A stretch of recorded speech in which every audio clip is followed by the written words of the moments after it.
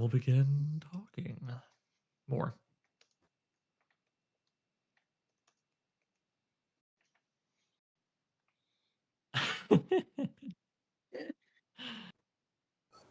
All right. Hello. Welcome to the monthly short story discussion of A Sword and Sorcery contemporary tale, hosted on the New Edge Sword and Sorcery Discord by yours truly, Oliver Brackenbury, who, among other things, is the editor and publisher of New Edge Sword and Sorcery magazine.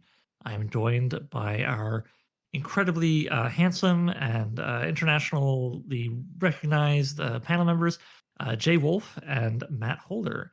Jay, starting with you, could you two please introduce yourselves?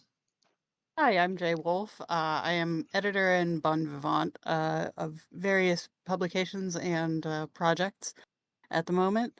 Um, I think that's about it, really, for the moment. That's all I got in there. Fair. Matt? Hi, I'm Matt Holder. I write reviews for Strange Horizons, which may or may not be where you could encounter some of the stuff I've written, but I'm mostly a teacher. Fair enough. All right. So, yeah, as I say, we're here to discuss a contemporary sword and sorcery short story. This will probably be in the title for the YouTube video, but you know, why not?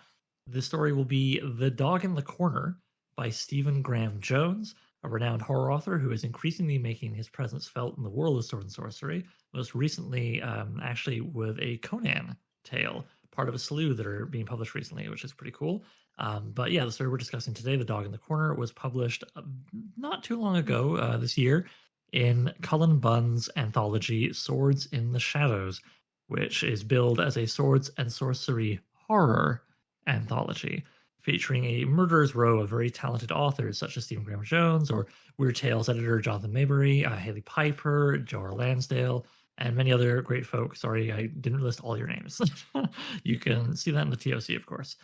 Yeah, I chose The Dog in the Corner because, well, frankly, I'm among the many people intrigued by Stephen Graham Jones' increasing moves into the SNS realm, and the idea of a horror-specific SNS tale written by a horror author of his caliber really interested me. So I thought, hey, why not give that a whirl? Jay, do you mind sharing with us your first reactions to The Dog in the Corner? Oh gosh. All right. So Or I as can far bug as Matt first. oh no, it's fine. I did that thing where I immediately I had just swigged a tiny amount of water.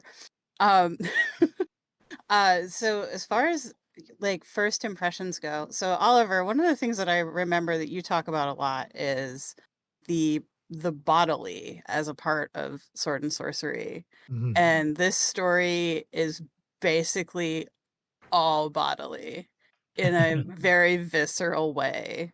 And it was I'm trying to think of a way to even express like the initial reaction I had because it's a story that really makes the reader complicit in what has happened to the main character, this fellow named Lorne. Mhm. And you are you are implicated in it simply by reading it. But at the same time, it makes you immediately sympathetic with him in a way that I thought was just fascinating. I agree. Back to the bodily thing, it's kind of funny. You know, in recent years, I've been trying more and more in my own writing to be more cognizant that there are senses other than sight and sound. You know, Yeah. and so it was very funny to pick this up and be like, "Oh yeah, okay, yeah, no, I mean Stephen Graham Jones is on it with this one for obvious reasons, given that we're dealing with a character whose eyes have been scooped out, and they've been raised as kind of a bloodhound, a human bloodhound." Yeah, Matt, how about you? What was your sort of general reaction to this thing? I also sort of keyed into the how bodily it was, or sort of like sensual it was, and how material it was. I also was struck, I guess, by Stephen Graham Jones just sort of really going for it, and I was struck by how sort of like the sorcerer, I mean, we assume he's a sorcerer or whatever, actually felt like transgressive and evil in a, or he felt evil in a sort of really fundamental way, in a that I don't, Oh, yeah, it, it's really profound, like it didn't, yeah, it how didn't feel nasty. like sort of, genre He-Man Saturday morning cartoon Skeletor, whatever. Like this guy, he's sort of trying to fundamentally reshape the universe, and I think in a bad way. And I think there's a lot of stuff in here about boundaries and like maintaining boundaries, but also like pushing against the boundaries and sort of transgressing the boundaries. And how do you define what makes a person and what makes a human? All these questions that Jones has dealt with in other of his work, like I don't know if his book Yeah. Mongrels is about like werewolves and stuff, and The Only Good Indians is about this elk-head woman, and he's very fascinated with like animal and like animus as a theme. And so I sort of those are some of the things I noticed. And there were moments where I was like where he puts his hand in the paw print or the hand print and it matches his own or whatever, like moments that really stuck with me as very kind of shocking in a way. Oh, there's some really good like chilling little details scattered throughout. Yeah, I felt this was a really tight story, I felt like it had exactly as many characters as it needed, and no more. I felt like it had enough suggestions of a bigger world. Like there was a line later in the story where it just mentions when describing this sort of sorceress, Dr. Moreau, we've got here, stepping on an eyeball. And it Yeah. takes a moment to be like his heels were very Oh. calloused as being a sign of prestige or progress in his order. And that's it. We never hear any more about the Sorcerer's Order. We don't know if they're nearby or far away or how the hell any of that works. It doesn't matter because it's just like we're getting this little extra detail in with the grossness of him treading on an eyeball. That just hints. It's just enough to hint at a bigger world. I don't know. For me, that hit the bullseye of just enough for this little short story in terms of that kind of inference of a bigger place. While really, we only get to meet the people who are directly involved with what's going on, and don't hear any real names of anybody else. Did you guys appreciate that, or do you feel like would have liked more world building? Oh, No, I do not. yeah. No. I don't think you could. Oh, sorry, Matt. No, I think the little bit of world building we get, which is very minimal. I mean, we learn about this weird village. I mean, the world is closed off because it's closed off to Lorne as a character, and I feel like the more Yes. that we would have known, it would have kind of broken the sort of immersion he was going for. Yeah, one of the things that I found was really interesting is that he's aware that he's supposed to have eyes, which to me, I thought that was kind of strange, actually, if only because of when this injury would have happened to him. And so that was something that I thought that was a unique character detail, not because I thought it was wrong, but just because it implies things that that are not on page, that the reader has to figure out what that means for themselves. Like what kind of trauma does that have with it?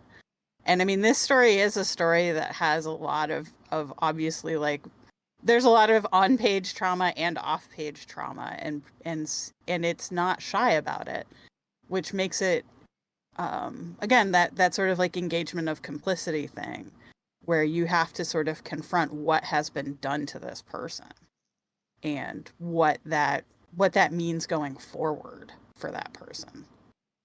And what's been done to who knows how many others, right? Like, I mean, part of him Right. breaking free from his master is realizing / kind of being reminded, I got the impression, that, oh, I'm just the latest in the series and there's going to be more Right. after me. Like, I'm just a bloodhound. I'm not Just master's yes, just precious. like untold generations of trauma.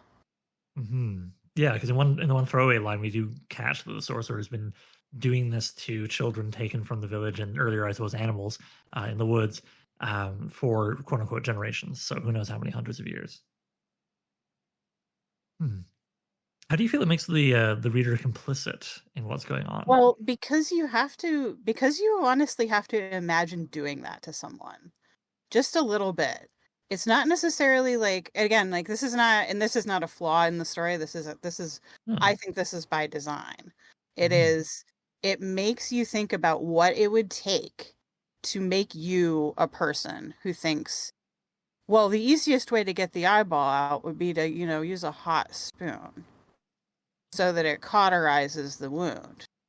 That amount of information tells you that someone has done that before and they know that they need to cauterize that wound because otherwise other things are going to happen there. Like that, it's all very subtle, and this is part of this is just part of Stephen Graham Jones's mastery in general. But there's so many little things like that that make you just like the things that you have to imagine have happened in order for that information to exist for that character is just really stunning. Yeah, and it does really help, put you into Lauren's head and to get you to a place where you think about some of the stimuli in the story in ways that you might not otherwise. Like early on when Lauren finds the guy who's been gutted by the bear and Yep. he can smell infection in the guy's gut and describes it as being kind of tangy. Like I went straight from a vague sense of this guy's been disemboweled to tangy, and then I just started thinking about foods I've had. And I mean, that's silly to say out loud, but there I am thinking, okay, well, what would it really be like to be Lauren Tangy? Okay, how do I process that? As opposed to if it just been thrown off, oh, this guy's been gutted, and I'd be like, well, I don't know anything about that from my life, blessedly, so whatever. It brings you in that little bit more, and I guess it lends itself to that complicity that you describe, and in turn makes it more horrifying later when the new kid is going to be prepared by having all of its senses removed. And I felt very much with Lorne in that moment of, oh God, Mm-hmm. wait, he's going to do this and this, and like walks you through it. That sort of authority lens that gets lent to the voice of writing. I feel when you have things explained, you do this and that and this and that, even when it's something fantastic or strange or terrible or all those things wrapped up in a big ball like we have here. I really felt like with Lorne by that point. So I suppose it does what you want good writing to do, right? It immerses you in the Yes. character. Yeah. Jones, and I think so. Jones is like he is a literary writer, and I mean that both in like the genre sense, but also in the sense of how he approaches. Like he is a language first writer, Mm-hmm. and he comes out of like the literary. All his first novels, they're all like literary books, very experimental, formal, weird stuff that no one read. And he writes genre stuff now because he likes it, but also people actually read what he writes and stuff. But that level of like super close, granular obsession with minute details, like that's very much a kind of trope that comes out of his literary sort of aspirations, which I think is a good thing to glom onto in terms of your own writing and storytelling or whatever. Like there's so much value outside. He does. Somehow I doubt he spent much time thinking about whatever world this exists in. What I do think he spent a lot of time thinking about were the smells and what it feels like to put your hand on the ground and what it feels like to lick something like metal. Like that's his preoccupation as a writer, is sort of characterizing things through these very well observed details, which is Yes. one of the reasons I like him. Oh Yeah, yeah, I yeah. think that was definitely something that I noticed throughout. And in terms of like, there were a couple of times where I noticed that there were sensory details that I felt like the character should not necessarily have. Just because like there were some things where it's just like, well, that's an interesting observation if you don't have eyes. But it wasn't it never did those things last long enough for me to be like, oh, right. Like there was it wasn't strong enough to be like a refrigerator moment. It was like, oh, well, maybe he's internalized what this word means to execute, or you know what I mean, just to sort of like to exposit. There we go. Yeah. Certain little specific things. But it was just God, it was just so bodily. The whole thing is really like wonderfully deliciously gross in that sense. And I thought it was just everything about it really like clicked together for me on the whole, that anything that I noticed that wasn't really like a singular. I'm trying to think of a way to put it. Like there again, and I can't even summon an exact example of the type of thing I'm talking about. That's how minor it is. So, Fair. I mean, there was a sort of cheat page on, in the hard copy, at least page 243, where, the babe is, the new baby is being pulled out of the sack. The thing's about to start happening here. And then it reads, was it here? Sorry, I have it right in front of me, but I lost my space on the page. Yeah, right. Lorne turned his face to the heat. He could feel it warming the back of the caverns that should hold his eyes. And for the first time, maybe because of the magic from the core of the sword, he sort of saw something. And then we get, himself as an infant, a Right. struggling pup, and you get this kind of like, Yeah, yeah, it fills in the details there. And again, like I said, it was never something that broke my immersion. It was always just sort of like, huh, that's an interesting observation for this character to make. yeah. Yeah, and I mean, and as far as the quote unquote cheat page, I mean, I say that with love because honestly, like, I did feel it added to the story. I wasn't sitting there being like, hey, like some sort of cinema sins, nonsense. Ding, Steam Game Jones. Anyway, I was just gonna say, like, oh, really? yeah, sorry, that put a bad taste in my mouth as I said Bringing it. it down in here.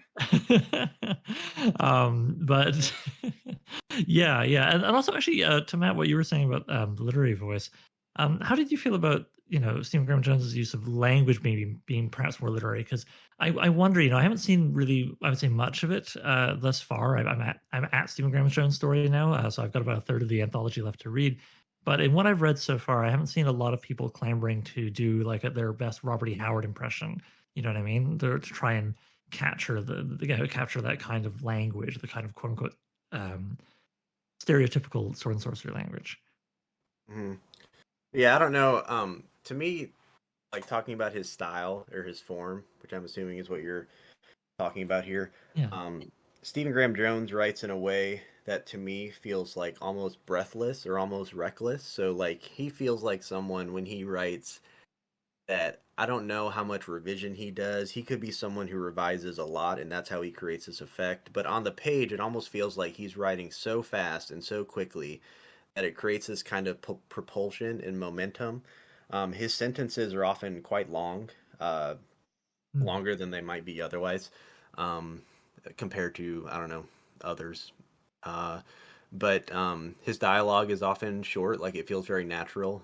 He doesn't have people say too much, or if they do talk, they feel very conversational and like regular humans or whatever. But to me, that's what I know. I also, I mean, just looking on that page, you were just at 243, right in the middle of that page.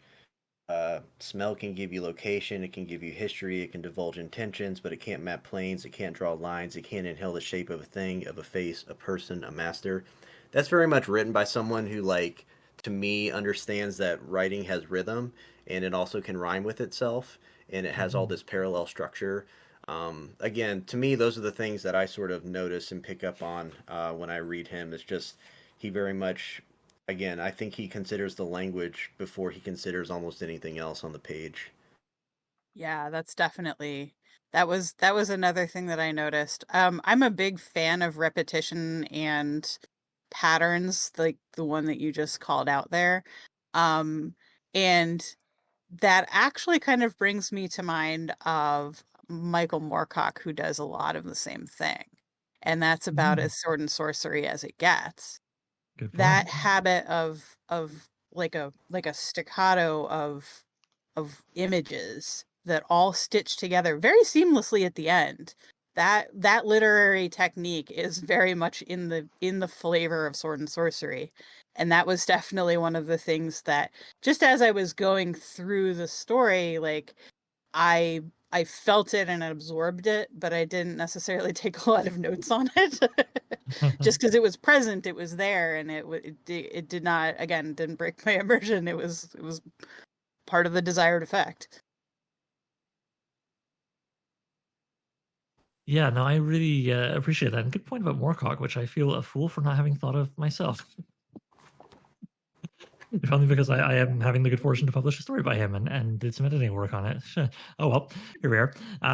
Yeah, and I gotta say, I really appreciated even the ending. Given that this was, again, I've got a third of the book left to read. We'll see what I pick up in that. But on what I've read in the first two thirds, which I've certainly enjoyed other stories in it, but his was by far the most visceral. I think if it's fair to say. You guys will probably agree with me once you get a This chance is to like one of read. the top 5 most visceral stories I feel like I've read in a long time.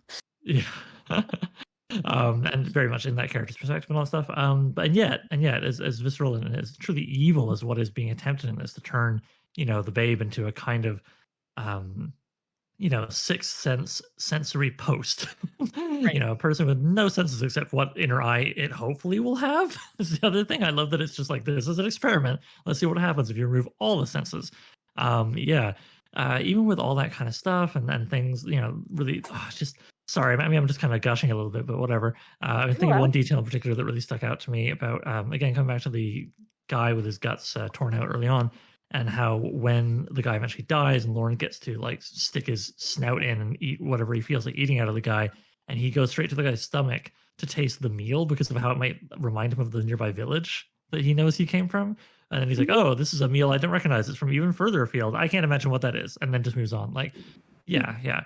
Even with all these kinds of like morbid and lonely and horrifying details in it, it does end on a kind of hopeful note that doesn't feel saccharine either. Like, how did you? Starting with you, Matt. How did you guys feel about the ending? I like the ending. I think you're right. It doesn't feel saccharine simply because, like, I mean, this guy's world is real bad. Yeah. I mean, he's not okay. I mean, he got away and he's with these bear people or whatever. I still don't quite know exactly what they are. Um, Bear without fur. But Yeah, I was like, is he got human skin? But yeah, that's okay. I It's don't fun to know. imagine. But and he's got the kid, so setting up, I don't know, Jungle Book type story, I suppose. Um, but yeah, to me, it felt, the story was about these breaking of cycles, or about trying to break this cycle. And again, he broke the cycle, but there still feels like residual harm, not only to his own person, but again, to almost like the world itself is not quite right. After everything that this sorcerer has done, or the master.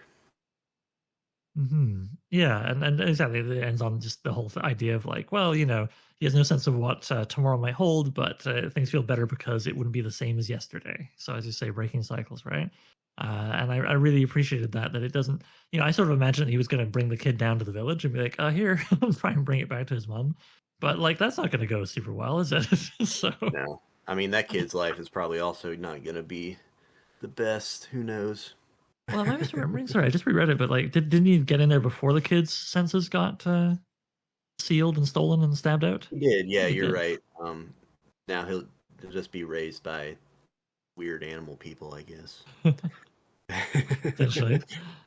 How about you, Might Jay? be, How did you but feel yeah, about it? that does make sense though that he would actually take it back to the mom. That seems to be the most logical thing. But see, that would have been like a saccharine ending. Oh, And I don't. I would have been so upset if that was the ending.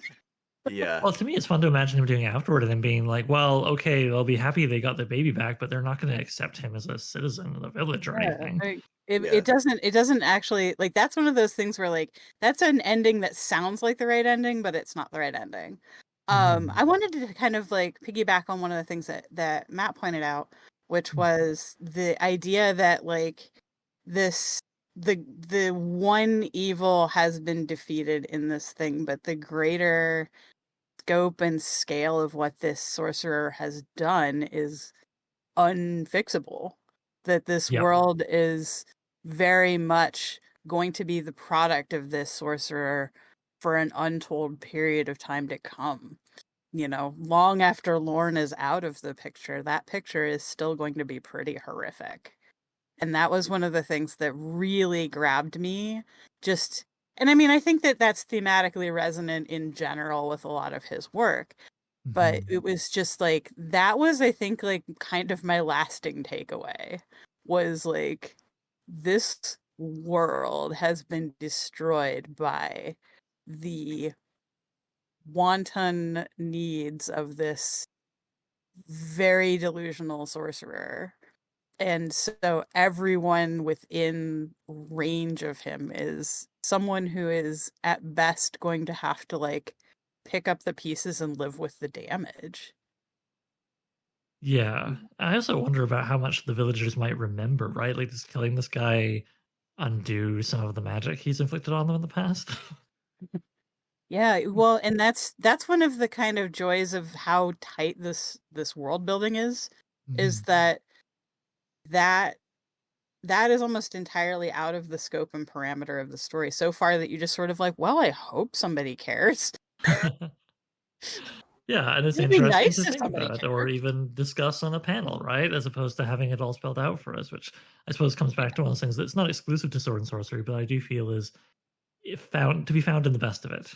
Is this tighter focus and only telling you what you really need and letting inferences and wonderings fill in the gaps for you. Yeah, I think Um, I would be really troubled if there was like something didactic about the way this ended. yeah, and that's why you be good to kids and animals. Like, all right, yeah. um, yeah. So okay, so I feel like we've discussed the story itself pretty thoroughly. Unless there's anything else either of you want to add, in which case, by all means, please leave in. But we were One discussing before we hit record. Pardon me, Matt. one last thing I wanted to Sure. mention that I do like about the story, and I sort of mentioned it at the beginning, but like the story is dealing with almost like taboo subjects in a way. Like you are not supposed to like hurt kids. Like that's in most cultures that's pretty bad, and you're also not Mhm. supposed to eat people. That's also pretty bad. Like that's a kind of taboo. And one of the Mhm. reasons I like the story is just, and this is in a lot of Jones' work, but he is just not interested in being safe and playing it safe. And I'm so tired of reading stuff that feels safe, and I just like that this really like went somewhere that is pretty bad. And in that way, it didn't feel safe. Like he's dealing with these taboo subjects, and he's like indulging them. He's like sort of putting them on display, which is again, it's just something that makes the story not feel safe, and that's something that I like um, in sort of what I read. Uh, but yeah. Yeah, I mean, especially given that we're seeing things through Lauren's eyes, ahem, and that normalizes so much of the awfulness until some of it is rejected by Lauren in the back end. So yeah, yeah. Um, okay, so I'm kind of curious. How do you both feel like, as we talked about a little bit before we hit record, and I'm curious to discuss on mic here. This Swords in the Shadows anthology was billed as a swords and sorcery horror anthology. And the reaction I saw among some to that when this first was being kickstarted was, well, what are you talking about? Horror is an intrinsic part of sword and sorcery. It was there at its roots back in the weird fiction days, back in the pulps in the 30s. The genre lines were less well defined, and sword and sorcery was fantasy, but also historical adventure, but also some elements of science fiction would creep in, and absolutely horror. Not just the more obvious, things like Lovecraftian elements that snuck into Howard stories. So, did you feel the story like? Would you just call it sword and sorcery, or would you feel it requires the delineation that, like, yes, well, it's sword and sorcery, but like it's leaning heavy on the horror, or it's a sword and sorcery horror tale? Starting with you, Jay, how do you guys feel about that? Oh, well, so one of the things that I've had to spend a lot of time thinking about recently is categorization for the purposes of getting people to look at things. And Mhm. so, in that regard, I actually think tagging it horror is really smart because it does I mean, first of all, because it does lean really hard on the horror, in my opinion. I did not read a lot of the other stories. I skimmed a couple of them just sort of because, like, oh, I recognize that name. I would like to see what this is about. Mhm. But I haven't actually had a lot of time to dedicate to it, so it's sort of on the back burner for the moment. But I did want to say, like, yeah, there is actually like I think there's an argument, and honestly, I think there's an argument for putting the specific tag of horror on a lot of sword and sorcery items. Um, Mm. simply because it's a it's a market and it is kind of a separate market from the fantasy market. And so drawing eyes across that bridge, across that barrier that sort of exists but doesn't exist in terms of marketing, I think is really smart. Um just in terms of trying to grab crossover eyes. Um, I don't think it's an inaccurate description for this specific anthology either, but it just is a general thought. I think more people in that basket should think about marking sword and sorcery, at least at least as a subcategory with horror. All right, how do you feel about it, Matt? I also, I mean, thinking of this story in particular, I do think it's more of a horror story. This whole anthology is mostly horror writers who I imagine were asked to give me a sword and sorcery story with horror. Mhm. And I think part of that is probably a response to like the kind of general perception of what sword and sorcery is, which is sort of like muscly barbarians and stuff and silly nonsense. And sort of, so I think that is part of where this kind of package comes from. Yeah, I don't see any problem with like labeling it horror as well, just because I mean some of that old stuff is horror in some ways, but some of it is not, or like whatever's scary. So like the tension between so much sword and sorcery and horror is that you can't have a hero necessarily who's just going to kill everything and walk away and be okay in a horror story necessarily, because the genres in some ways kind of ask you to do separate things. And so Mhm. you have to, it becomes a matter of where you place emphasis.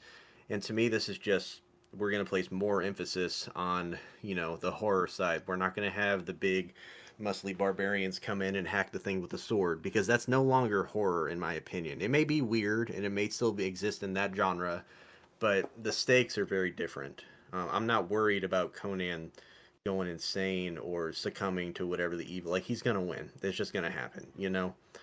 Even if victory for him is running away, right? I mean, something that's Yeah, always kind of amusing is when you read your first Conan story where you encounter something horrifying and you're like, okay, he's going to stab it. Oh, no, he is also horrified and is trying to get out of there.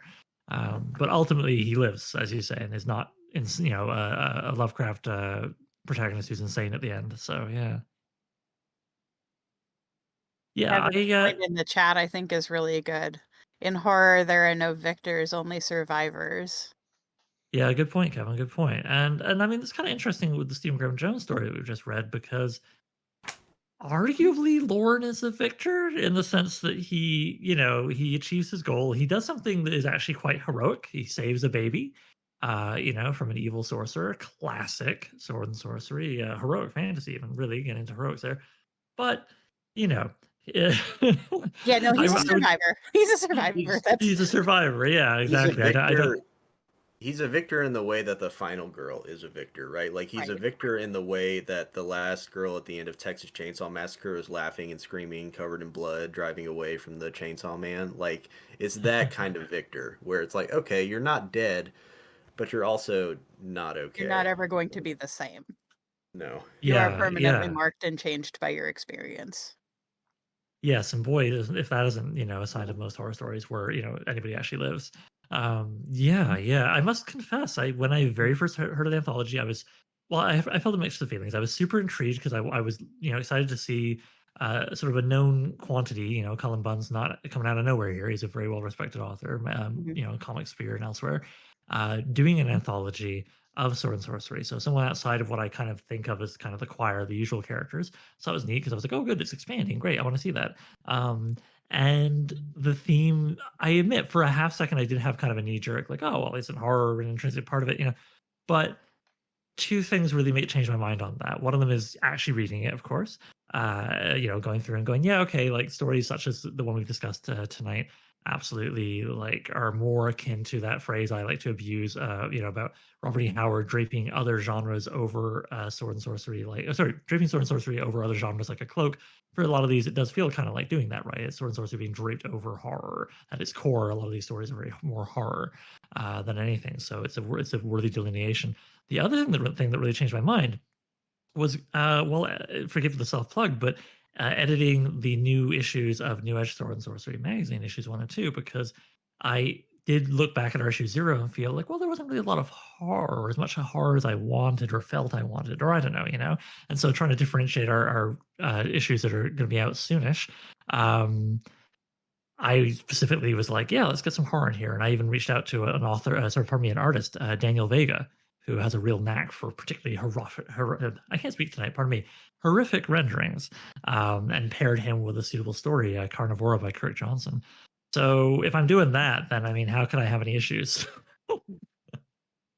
How can I be like, oh, well, horror is an unnecessary tag. Let me turn over and do that to my own stuff.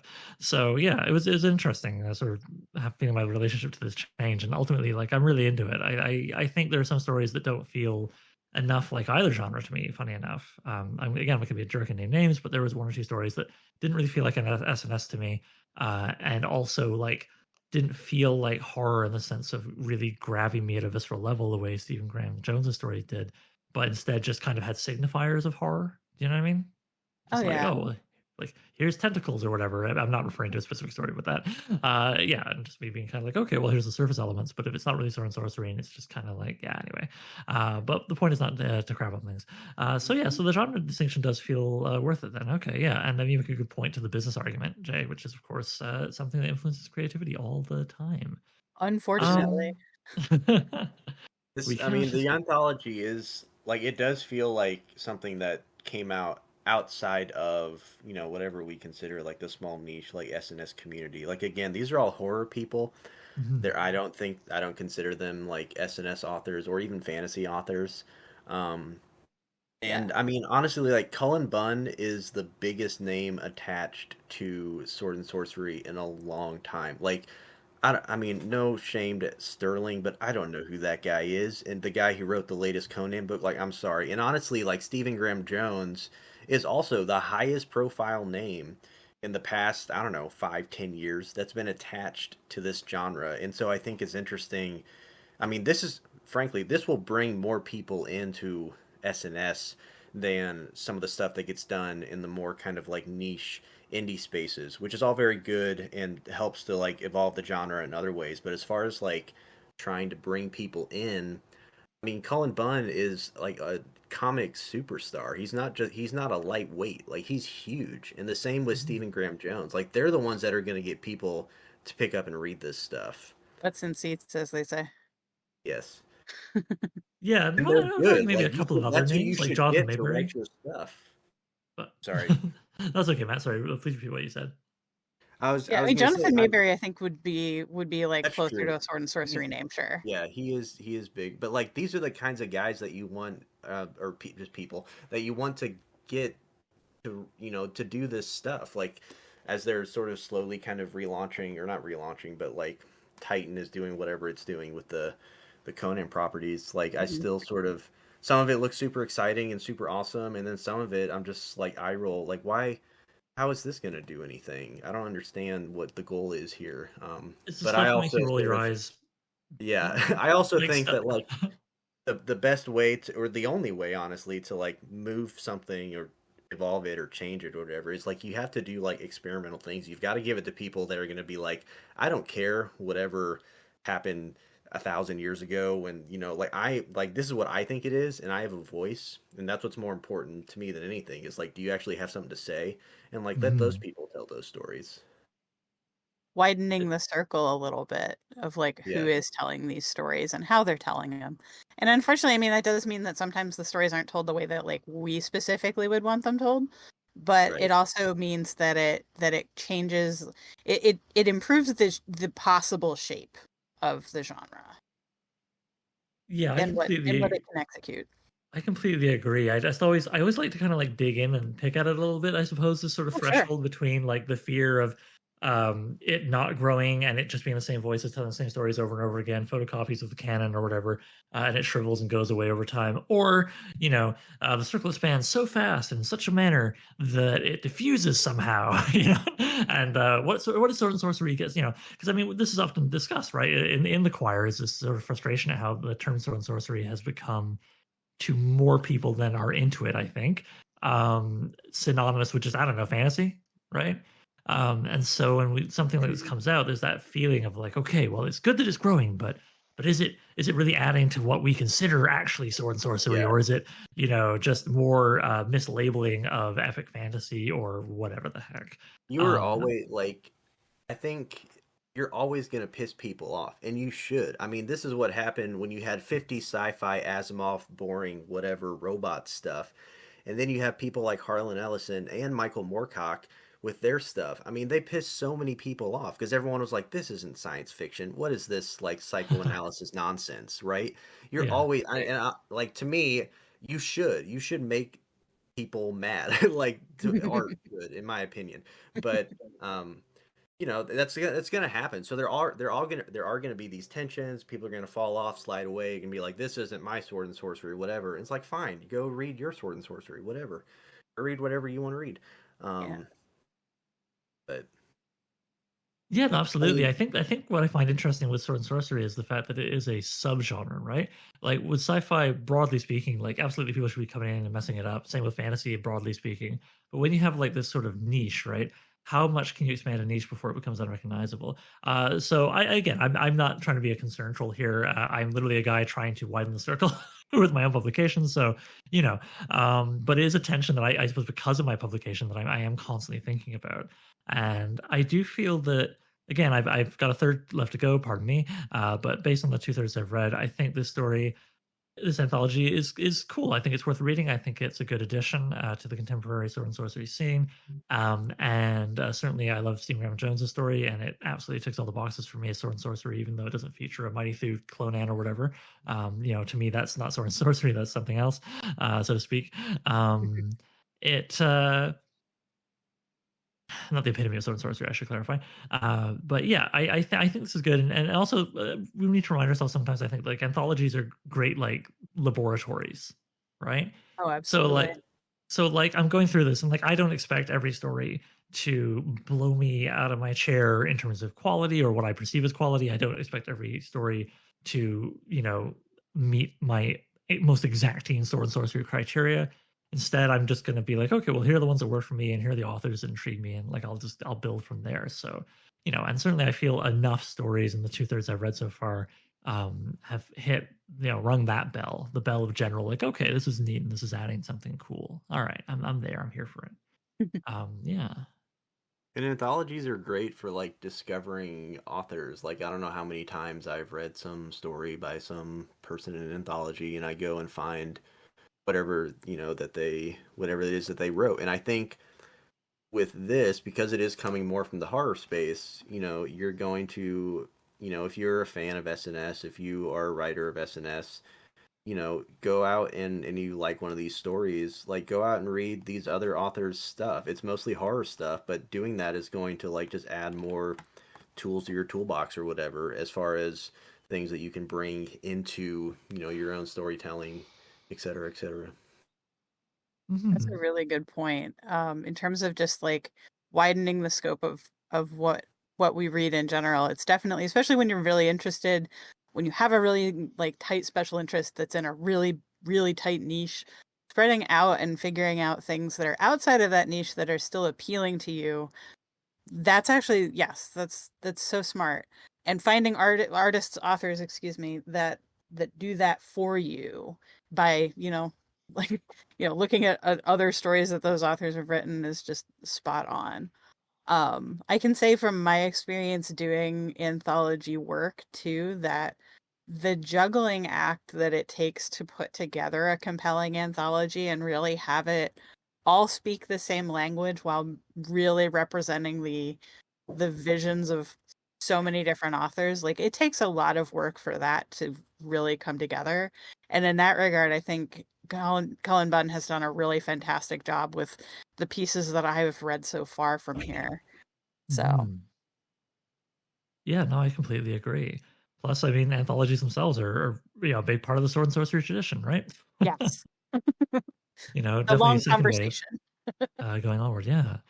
Okay, well, unless there's anything either of y'all want to add to the story or the anthology discussion, I think we're getting about time to wrap up. Matt, do you have any final thoughts? No, I will say that this book has like a freaking awesome cover by Anne Mhm. Marie Cochran is their name. And I mentioned that just because it's not, I don't know. I'll just say that it's a very cool cover, and I'll just not say anything else. If nothing else, you should pick it up for the cool cover, which gives you all the sort of barbarians and swords and tentacles that you can want. Uh, and also read other Stephen Graham Jones stuff. Like he's super good. He is one of my favorite writers. I think he's incredible. I think you can learn a lot from him as a crafts person, and I think you can also learn about how to like make your characters believable and compelling in a short amount of space. So Absolutely. read his Do you have a stuff. preferred starting point with him? So for me, like I sort of read him when he blew up really big, which was with The Only Good Indians, and so that is Mhm. what I recommend to people. That book sort of just blew me away, and I think it's incredible. He's got his trilogy now, like My Heart is a Chainsaw. If you're like a huge horror fan and you just love like horror film and cinema, then you should check out My Heart is a Chainsaw, which is kind of his love letter. It's like the first of this trilogy he's doing. Um, he's got a bunch of novellas. Night of the Mannequins is super good about the movies. He's got a ton of Mongrels is about werewolves. He's got a book called Lead Feather. Like if you're into historical fiction and stories about like indigenous peoples and colonization, imperialism, extraction, all that good stuff. Uh, Lead Feather is really good. That's when he was still doing more of his like literary experimental stuff. But yeah. I'm just sitting here nodding along. I just want to throw out a quick shout out for his book Mapping the Interior, which just like blew my mind when I read it the first time. I That haven't was read my that favorite one thing. yet, but Oh, it's real short. I know I need to pick it up. I'm gonna just go ahead and say like, yeah. I'll let you. I don't want. I'm terrible at telling people like why they should read things, but that one changed my craft for the better. So Awesome. Okay. So do you have any other final thoughts, Jay, or are you good?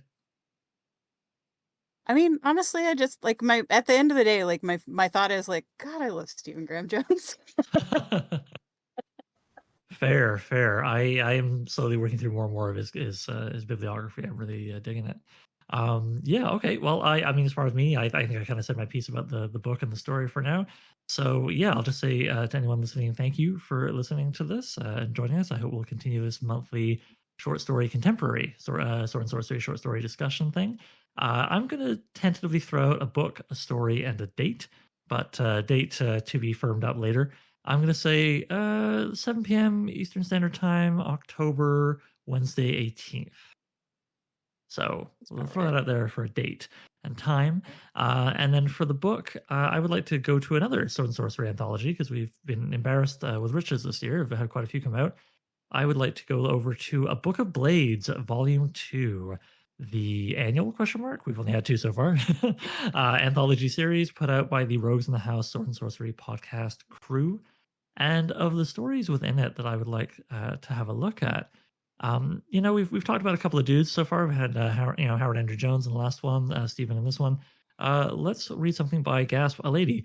Let's read The Wolves of Winter Road by T.A. Marketon, which I kind of got a kick out of reading the other night at someone's recommendation, and I would love to chat about it with other humans. Okay. All right. So, yeah, again, thank you very much, Matt, for joining us. And I don't know if you have anything you want to plug.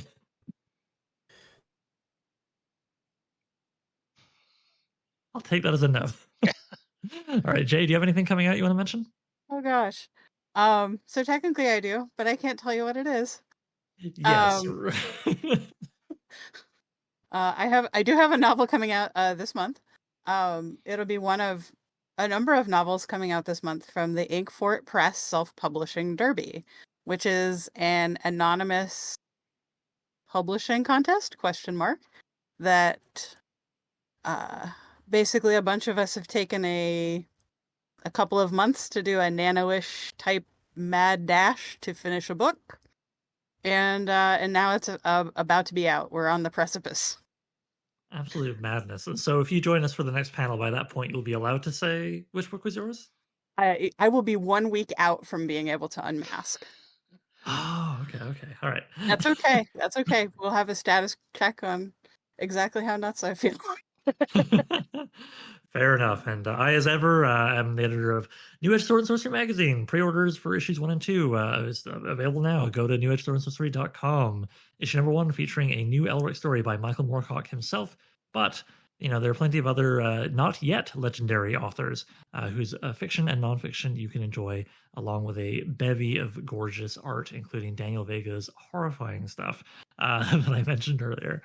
All right. Thank you all for listening and for participating and doing that thing. We'll come back here in about a month. Bye. Thank you. Bye.